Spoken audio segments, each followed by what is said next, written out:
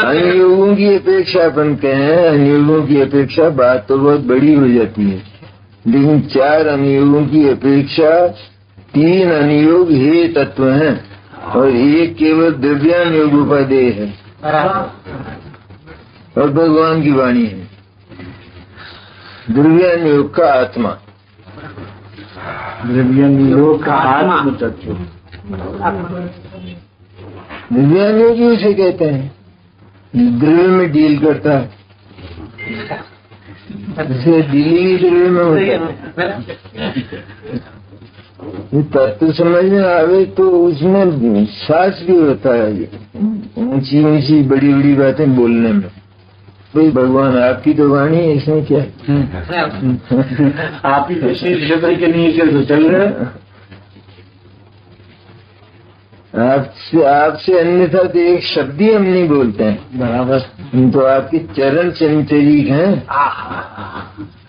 ऐसा कैसे हो सकता है कि आपको बदनाम कर दें? अरे इसी तरह अथवा अपने आप को हम आपसे बड़ा मान लें। अरे प्रभु, कैसे हो सकता है? इस चरणों का दास होता है तो उसमें भी इतनी हिम्मत होती है, विधि निषेध करके आगे बढ़ जाता है, यहीं तक पहुंच जाता है। द्रव्य भक्ति होती है, उसमें भी जो उपासक है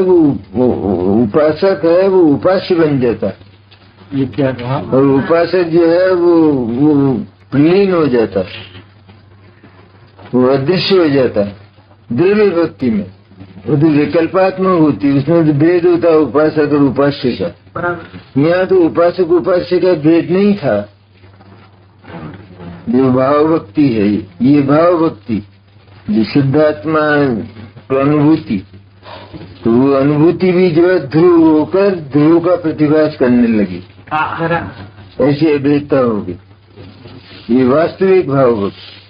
लेकिन द्रव्य भक्ति में भी ऐसा होता है, ऐसा ही होता है कि जैसे अनंत का चिंतन कर रहा है, ध्यान में आता है ना, जैसे पदस्थ रूपातीत वगैरह, तो अनंत का चिंतन कर रहा है तो मैं अनंत हूँ, बस ऐसा, बस मैं कोई पुरुष हूँ, ऐसा हूँ, ये मेरा नाम ये है, मैं अथवा मैं कोई बहुत गरीब हूँ, मैं अनंत, ऐसा उसे ज्ञान में प्रतिभास होता है।